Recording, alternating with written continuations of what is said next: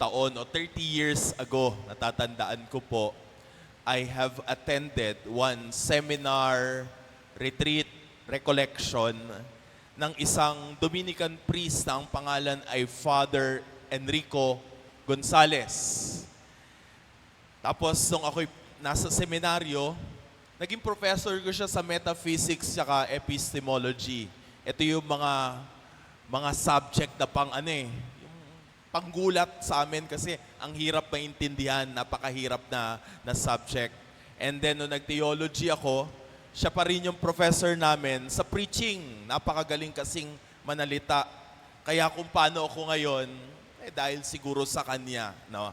Nung nandun po ako, when he began to speak, mga 5 minuto pa lang, sabi ko sa sarili ko, hindi ko gusto yung sinasabi nito. Hindi na ako makapakali. 5 minutes pa lang, I know meron siyang sinasabi sa akin. At feeling ko, doon sa loob ng 5 minuto, ako yung pinupunto niya. Pero alam nyo, hindi lang pala ako ang nakakaramdam ng ganoon. Yung mga kasamahan ko rin, hindi makapakali. Bakit? Father Rico Gonzales was presenting the Word of God in its purest form. Ibig sabihin, parang naglagay siya ng salamin at sa pagtingin namin sa salamin, ayaw namin ng aming nakikita. Nakikita namin ang aming sarili na kulang at punong-puno ng kasalanan. You know, we call it in preaching, you are convicted into the Word of God. I look at him 25 or 30 years ago, sabi ko, napakagaling ng pari na to.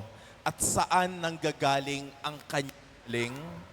Hindi dahil magaling siyang sabihin o he can speak his mind. But as he was speaking, you will really feel that there is a joy sa kanyang pagsasalita. But not only joy, he has an experience of what he is saying. But not only experiencing what he is saying, he is convinced of what he is saying. At ayun yung sinasabi niya, yung pagmamahal ng Diyos. Yung pagliligtas ng Diyos sa kanyang buhay. It is not just an idea. Kasi madaling magsalita ng idea. We can eloquently lay down all the things we know about the Bible.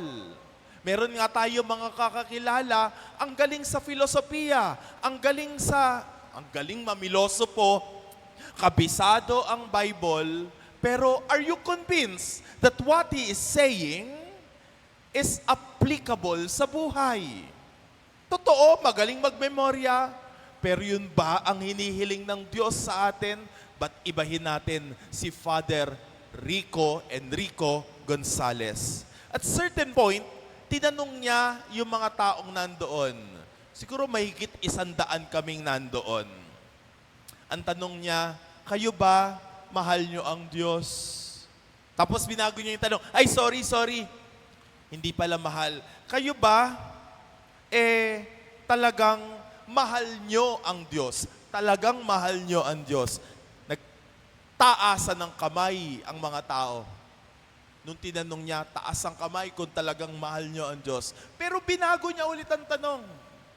Hindi lang talagang mahal nyo ang Diyos. Ang tanong niya, talaga bang mahal na mahal nyo ang Diyos? Taas ang kamay. Meron ng mga taong nagbaba ng kamay, iilan na lamang ang nakataas ang kamay. Tapos binago niya ulit. Ang tanong niya, kayo ba talagang mahal na mahal na mahal na mahal nyo ang Diyos? Alam nyo, doon sa kwarto na yon, halos wala nang magtaas ng kamay. Because at that moment, people have realized na hindi talaga nila mahal na mahal na mahal na mahal ang Diyos. Because you have kapag meron kang mga bagay na kaya mong ipagpalit para sa Diyos, ibig sabihin, hindi mo talaga mahal na mahal na mahal ang Diyos. Example, minsan na ipagsasantabi natin, isang example lang to ha, ang pagsisimba ng linggo. Bakit? Anong dahilan? Father, minsan lang po kasi bumisita sa akin ang apo ko. Ang cute ng apo ko, Father. Matitiis ko ba yon? Next week na lang po ako magsisimba. Si Lord naman makakapaghintay. Ngayon kung susukatin natin, sino yung prioritize natin nung araw na yon? Si Lord ba o si Apo? Anong sagot? Si Apo. Ngayon, isang conclusion yan. Sino ang mahal mo? Father, hindi naman ganun yun. No, you can argue. Hindi, Father, ang mahal ko talaga ang Diyos. Okay, palitan natin ang halimbawa. Gamitin natin, barkada. Meron kayo ng laro na basketball nung araw na yaon. Oras ng simba. Anong uunahin mo? Diba? Kaya marami ko naririnig, Father, di po nagsipagsimba kasi may ginawa po kami ng aking pamilya nung araw ng linggo. And why not anticipate your Sunday obligation on a Saturday evening para ma-fulfill mo yung obligasyon mo sa Diyos? We have a way for us to show our love to God. But many times, naahatak tayo ng mga bagay-bagay. Pero you know, what is the good news? We have a God. We have a God who did not stop at anything to love you. Kahit krus pa. Even the cross did not stop Him to prove His love for you. You have a God who will never stop loving you. Kaya, if there is anything, kayo naman, tayo naman, in your life, you can let go for God, then, therefore, truly, you do not love Him. You know, nung nagsasalita si Father Rico, with that line, para akong sinampal. Feeling ko talaga, hindi 100% ang ibinibigay ko kay Lord na pagmamahal. At hindi lang hindi 100%. Hindi ko kayang ibigay ang 100% kay Lord. At alam niyo ang sinabi niya, kapag ganun na, naghahanda tayo o bumubuo tayo ng sarili nating Diyos-Diyosan. At yun na, pagdating ng panahon, ang magiging sentro ng ating buhay. My dear friends, no wonder why in the gospel, Jesus Christ has said, if there is anyone of you who does not renounce your possession or hate your parents, your brothers and siblings, you are not worthy to be called my disciple. You know anong ibig sabihin noon? Dapat maintindihan natin, ha? We are not called na kamuhian. That is the literal way to understand it. Pero not to hate. Jesus Christ is just saying to put in order our relationship. That ultimately, our relationship to God must be on the top of everything. Because kapag nasa tuktok ang Diyos sa iyong mga priority, everything will follow. Even your attachment to your possession. Kapag mahal mo ang Diyos, hindi ka sasakalin, hindi ka mamaniubrahin ng mga bagay na iyong pag-aari. Bakit? Mas lamang ang iyong pagmamahal sa Diyos. My dear friends, sa ating buhay, mayroon tayong mga priorities. Mayroong mga Diyos-Diyosan na pumapasok. At alam nyo, isingit ko na naman ito. Lately, nakakalungkot sa ating bayan. Ang naririnig natin ay yung mga eskandalo tungkol sa mga kontrata, tungkol sa pera. At naiintindihan natin yon kapag ang pera na ang iyong naging Diyos, wala ka nang pakialam kahit sino ang iyong masasagasaan. Bakit? Mas mahalaga ang pera. Ginagamit mo na ang mga bagay-bagay para magkaroon ng pera. Baliktad yan eh. Dapat ang pera ang ginagamit mo para makatulong sa maraming mga tao. Ano yung mga issue? Kontrata sa DPWH. Ano yung mga issue? Ghost Project. Ano yung mga issue? Ito, recently. Kahit kontrata sa pagpaparepair ng ating museum, walang nangyari. Hindi natapos. And we are just looking at the tip of the iceberg. Na sobra pala na may mga tao ang nagsasamsam sa kaban ng yaman. Before, iskandalo na tayo. Some 15 years ago, na ang ninanakaw sa atin ay milyon. Ngayon, billion na. And the latest computation, trillion. Trillion in each year ang ninanakaw, distributed to 15 companies. Ganun nagiging kagahaman ang tao kapag ginamit niya, kapag ginawa niya na ang pera ay kanyang Diyos. And he or they are creating a God who is a monster. At alam nyo, kapag isa kayo doon o ganun ang gusto nyong gawin, it will never satisfy the longing inside your heart. Katotohanan po ito. Kailan magiging sapat ang sapat? When is enough enough? Walang pugnat, walang tigil na ikaw ay maghahangad para kabagang sinumpa na wala nang magpapasaya sa'yo.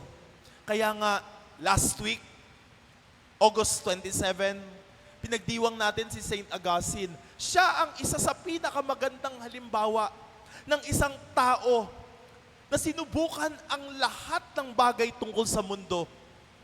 Saint Augustine ito ha, santo ha. Sinubukan niya ang mga bagay na magpapasaya sa kanya. Alak, babae, kaibigan, karunungan, lahat. Things that will give him pleasure. But at the end, walang kaligayahan, tunay na kaligayahan na pumasok sa kanyang puso. Kaya ano ang sabi niya? Oh Lord, my heart is restless. Ang aking puso ay walang kapahingahan. Kung hindi ito magpapahinga sa iyo, my heart is restless till it rests in you. Bandang dulo, ito yung sinabi niya. O beauty, how ancient yet new. Late have I known you. Late have I loved you. Sabi niya, ngayon lang. Bakit ngayon lang? Dati ka pa. Pero kahit dati ka pa na nandyan, parang bago ka pa rin. At ngayon lang kita natutunang tanggapin, matutunang alamin, at matutunang mahalin. San Agustin yon. Mga kapatid, ito pa yung isa sa pinakahagupit sa ating mga Pilipino. Ang mga nasa likod ng mga pandarayang iyon ay yung mga taong pinagkatiwalaan natin ng boto. Inihalal natin yung mga merong obligasyon sa atin. Hindi lang sampal eh. Yung ginagawa nila, sumisira sa buhay natin. Pinapatay nila tayo dahan-dahan. Hanggang kailan, mga kapatid, kaya nating mabuhay ng normal?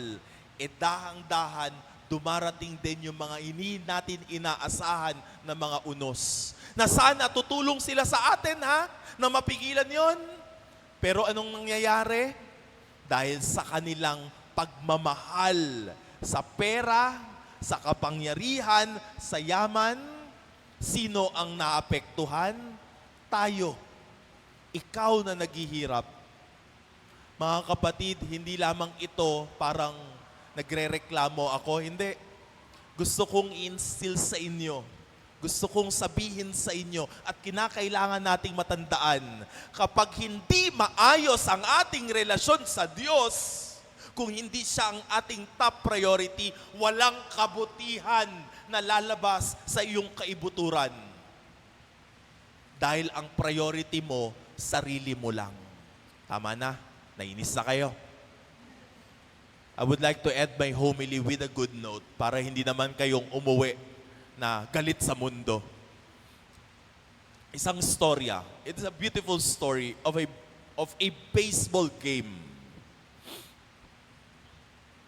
Alam niyo, sa isang larong baseball, ang inaabangan dyan, syempre, kung sinong mananalong team. Syempre, may team ka, no? Pero bukod doon sa mananalong team, ang isa sa mga inaabangan dyan, yung tinatawag nilang fly ball. Ano yung fly ball? Kapag ang batter, tinamaan ang bola at nag-home run, yung bola na yon ay mapupunta sa stadium at ang mga nanonood, magtatayuan yan at susubukang saluhin.